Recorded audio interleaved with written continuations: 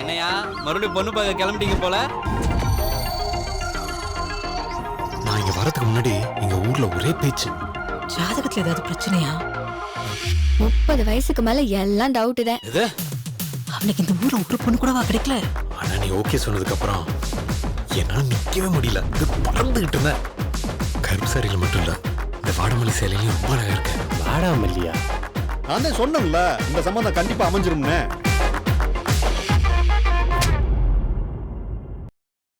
பயணம் தொடங்குது இங்கே, ஜென்மங்கள் 7 தொடர்ந்திடும் மாயங்களே.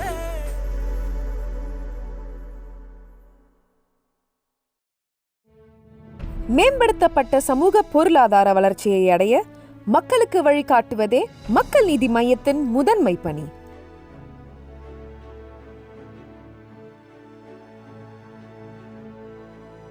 டூரி டாக்கீஸ் ரசிகர்களுக்கு வணக்கம்.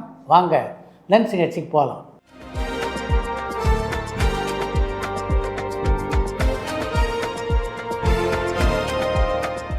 என்னம்மா முதல் கேள்வி?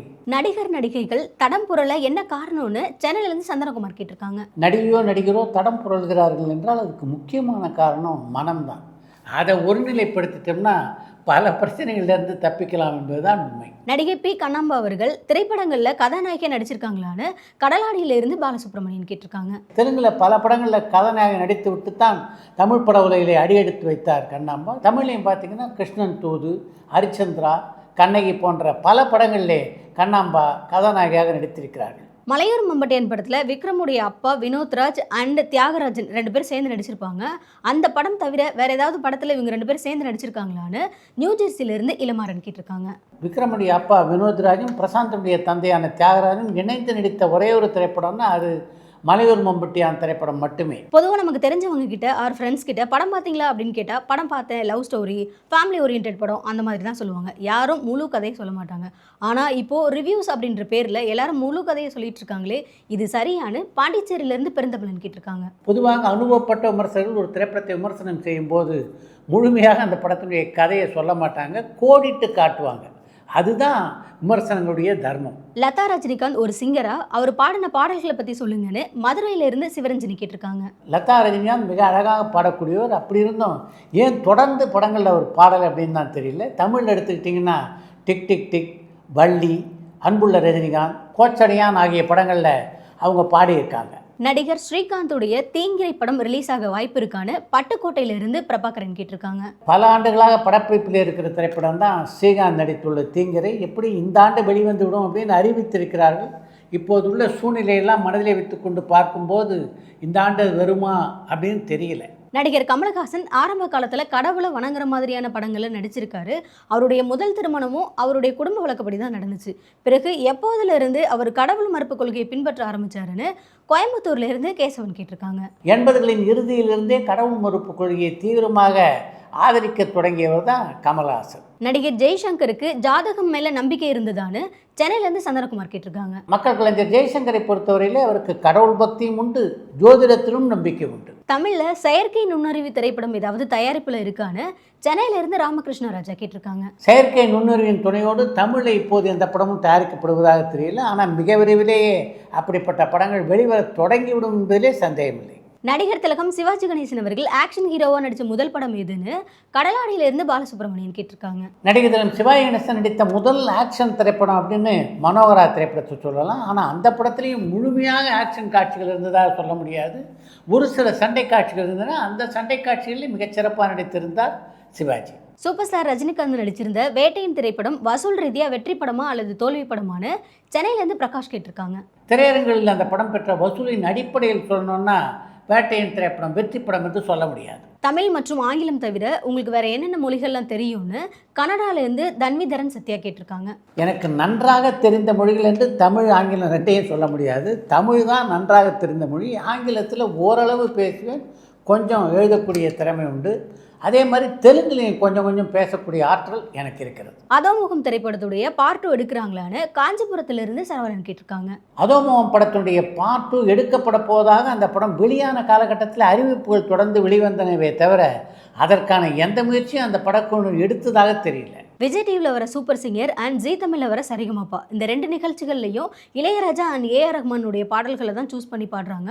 இப்போ உள்ள பாடல்களை சூஸ் பண்ணி பாடாததுக்கு வரிகள் புரியாதது தான் காரணமான சாத்தூர்லேருந்து ரவிச்சந்திரன் கேட்டிருக்காங்க. ஜீ தமிழ், விஜய் டிவி ஆகிய 2 தனியார் தொலைக்காட்சிகளும் புது புது பாடல்களை தேர்ந்தெடுப்பதற்காக நடத்தப்படுகின்ற இசை நிகழ்ச்சிகளில் ஏஆர் ரஹ்மான், இளையராஜா மட்டும் இல்லாமல் தேவாவுடைய பாடலையும் தேர்ந்தெடுத்தவங்க பல முறை பாடியிருக்காங்க. ஆனால் எந்த அடிப்படையில் இந்த நிகழ்ச்சிக்கான பாடலை அவங்க தேர்ந்தெடுக்கிறாங்க அப்படின்றத பற்றி தான் தெரியல.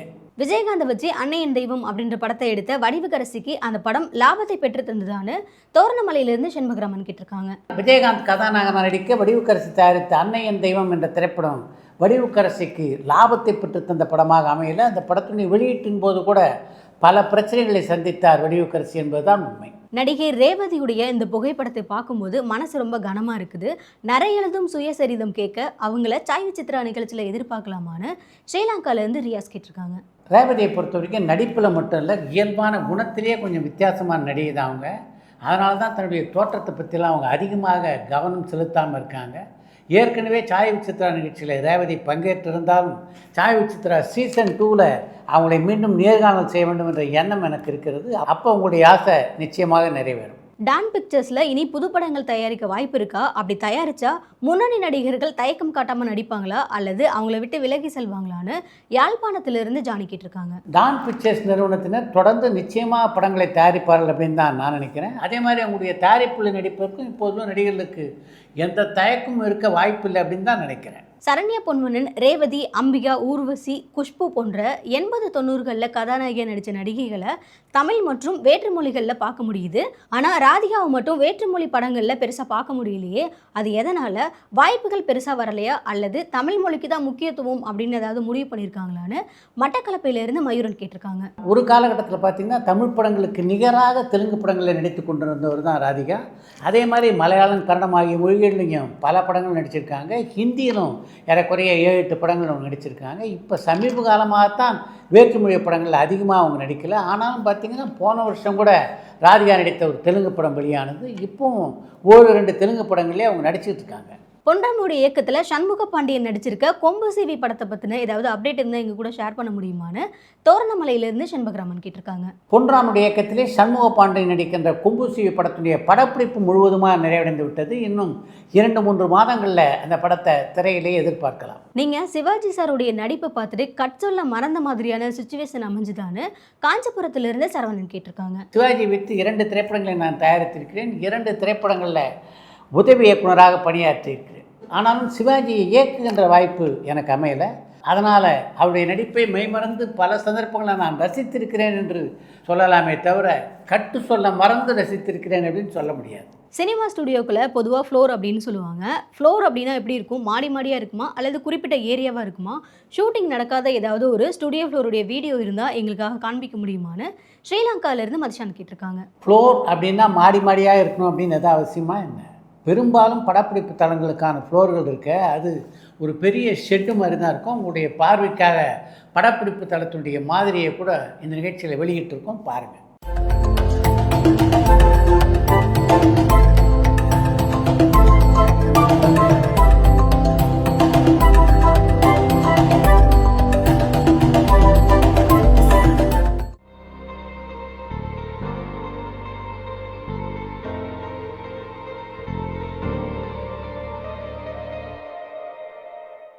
இளையராஜா முதல்ல திரையில தோன்றின திரைப்படம் எதுன்னு குவைத்திலிருந்து அமிர்தேஸ்வரன் கேட்டிருக்காங்க. இளையராஜா முதலாக திரையிலே தோன்றியதுன்னா அது அவருடைய நண்பரான பாரதி ராஜா இயக்கி தயாரித்த நிழல் திரைப்படம் தான்.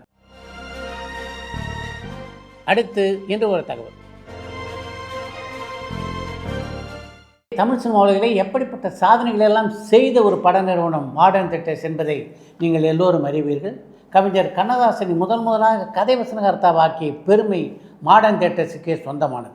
மாடர்ன் தியேட்டர்ஸ் மேலே கவிஞர் கண்ணதாசனுக்கு மிகப்பெரிய மரியாதை உண்டு. அதனால் அந்த நிறுவனத்துக்கு எப்போது பாட்டு எழுத போனாலும் பாட்டு எழுதுக்கு எவ்வளோ பணம் கொடுப்பாங்க அப்படின்னு ஒரு நாளும் கவிஞர் கண்ணதாசன் கேட்டதில்லை. அப்படிப்பட்ட ஒரு நிறுவனத்திலே பாட்டு எழுதுவதற்கான வாய்ப்பு 1964ஆம் ஆண்டிலே வாலிக்கு வந்தது. அந்த நிறுவனத்தின் சார்பிலே வாலியை தொடர்பு கொண்ட கிருஷ்ணசாமி என்பவர் மாடர்ன் தியேட்டர்ஸ் நிறுவனத்துக்காக நீங்கள் பாடல்கள் எழுதினா ஆனால் ஒரு பாட்டுக்கு எங்களால் எவ்வளவு தான் தர முடியும் என்று வாலியிடம் சொன்னார். அந்த தொகையை கேட்டவுடன் இந்த தொகை ரொம்ப கம்மியான தொகையாக இருக்குது, இந்த தொகைக்கு என்னால் பாட்டு எழுத முடியாது என்று உங்கள் முதலாளிக்கு சொல்லிவிடுங்கள் என்று சொல்லிவிட்டார் வாலி. அவர் அப்படி சொன்ன உடனே எங்கள் முதலாளியை கலந்து பேசிவிட்டு உங்களிடம் தொடர்பு கொள்கிறேன் என்று சொல்லிவிட்டு சென்ற அவர் மறுநாள் திரும்பவும் வாலியை சந்திக்க வந்தார். எங்களுடைய முதலாளிகிட்ட நீங்கள் சொன்னதை பற்றி சொன்னேன், அவர் கேட்கின்ற தொகையெல்லாம் நம்மளால் கொடுக்க முடியாது, அதனால் அவரை போக சொல்லுங்க என்று சொல்லிவிட்டார் என்று வாலியிடம் சொன்னார். அவர் அப்படி சொன்னோன்னே வாலி சென்னைக்கு திரும்ப வந்து விட்டார். ஒரு வாரம் கழித்து அதே நிறுவனத்திடமிருந்து வாலிக்கு மீண்டும் அழைப்பு வந்தது. இந்த முறை மாடர்ன் தேட்டர் சார்பாக வாலியை தொடர்பு கொண்டவருடைய பெயர் அர்த்தநாரி. அந்த நிறுவனத்திலே காஸ்டியூமராகத்தான் அவர் பணியாற்றினார். என்றாலும் ஒரு காலகட்டத்தில் பார்த்தீங்கன்னா மாடர்ன் தேட்டர் அதிபர் டிஆர் சுந்தரத்துக்கு வலதுகையாக இருந்தவர். நீங்கள் கேட்குற தொகை கொடுக்கறதுக்கு முதலாளி சம்மதிச்சிட்டாரு, ஆனால் வந்தீங்கன்னா மொத்த பாடல் எழுதி முடித்து விட்டு தான் நீங்கள் சென்னை திரும்ப வேண்டும், அதுவரையிலே சேலத்தில் தான் தங்கியிருக்க வேண்டும் என்ற ஒரு நிபந்தனை விதித்தார் அர்த்தநாரி. இன்முகத்தோடு அவர் அதை சொன்னதுனால மறுக்காமல் ஏற்றுக்கொண்டார் வாலி. பாட்டெல்லாம் எழுதி முடித்தோடனே உங்களுடைய பாஸை நான் கொஞ்சம் சந்திக்கணுமே என்று அர்த்தநாரியிடம் சொன்னார் வாலி. உடனடியாக அந்த சந்திப்புக்கு ஏற்பாடு செய்தார் அர்த்தநாரி. அவருடைய அறைக்குள்ளே போன உடனே வாலியை பார்த்த உடனே உங்களுடைய பாட்டெல்லாம் நல்லா இருக்குது என்று பாராட்டிய மாடர்ன் தேட்டர் அதிபர் டிஆர் சுந்தரம், சந்திரபாபு தான் உங்களுடைய திறமையை பற்றி என்கிட்ட சொன்னார், அவர் சொல்லித்தான் உங்களை இந்த படத்துக்காக பாட்டு நான் கூப்பிட்டேன். என்னுடைய நிறுவனத்தில் இளங்கோவன், கவிஞர் கண்ணதாசன் போன்ற பல பெரிய பெரிய கவிஞர்கள்லாம் பாட்டு எழுதியிருக்காங்க, ஆனால் ஒருத்தர் கூட என்கிட்ட இது மாதிரி பாடலுக்காக ரேட்டெல்லாம் பேசினது கிடையாது. என்னுடைய நிறுவனத்திலே பாட்டு எழுத ரேட்டு பேசிய முதல் கவிஞர் நீங்கள் தான் என்று வாலியிடம் சொன்னார். அது வரைக்கும் மாடர்ன் தேட்டர் அதிபரான டிஆர் சுந்தரத்தை வாலி பார்த்ததே இல்லை. அதுதான் அவரை பொறுத்தவரையிலே முதல் சந்திப்பு. அவரை பார்த்த உடனேயே வாலிக்கு என்ன காரணத்தாலும் அவர் மீது மிகப்பெரிய மரியாதை ஏற்பட்டது. அதனால் அவர் அப்படி சொன்ன உடனே மன்னிச்சுங்க சார், ஏதோ அவசரத்தில் நான் அப்படி பேசிட்டேன் என்று மாடர்ன் தேட்டர் அதிபரிடம் சொன்னார் வாலி. பரவாயில்ல இட்ஸ் ஓகே என்று வாலிக்கு பதிலளித்தார் டிஆர் சுந்தரம். எந்த நிறுவனத்திலே பாட்டு எழுத முதலாக போன போது இத்தனை பிரச்சனைகளை வாலி சந்தித்தாரோ அதே நிறுவனத்தில் அதுக்கு முன்னாடி பார்த்தீங்கன்னா தொடர்ந்து 3 படங்களுக்கு பாடல்கள் எழுதினார் வாலி. அதுதான் வாலியினுடைய திறமை. That is Bharatiyar which we saw in Kapaloti Thamizhan. That is not the real Bharatiyar. That is the mythological Bharatiyar. The real Bharatiyar is a troubled man. காலையுத்து இந்தியா சிமெண்ட் ஒரு கேஸ் போட்டார், இதெல்லாம் நிறுத்தணும், இந்த புகையை நிறுத்தணும்னு சொல்லி ஒரு கேஸ். அது அந்த கேஸை பற்றி நம்ம படித்தோம். சரி சார், இந்த கேஸ் வச்சே படம் அப்படின்னு சொல்லி தான் ஐ மேட் 7வது மனிதனுடைய ஸ்கிரிப்ட். சகலகாலம் அவர் ஓடிக்கிட்டு இருக்கு, அங்கே போயிட்டுருக்காங்க எல்லோரும், இங்கே எப்படி வருவாங்க? ஆமாம், என்னப்பா இது படத்து ஆட்கள் வரணுமே இதுக்கு அப்படி சிந்திச்சு கொஞ்சம் திரும்பி அப்படி பார்த்துட்டு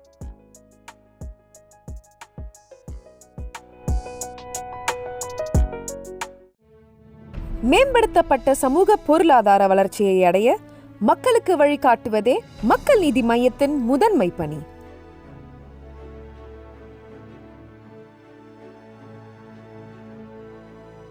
பரபரப்பான சினிமா செய்திகள், நட்சத்திரங்களின் பேட்டிகள், சினிமா வரலாறு ஆகியவற்றை பார்க்கவும் படிக்கவும் உங்களுக்கான இணையதளம் touringtalkies.co.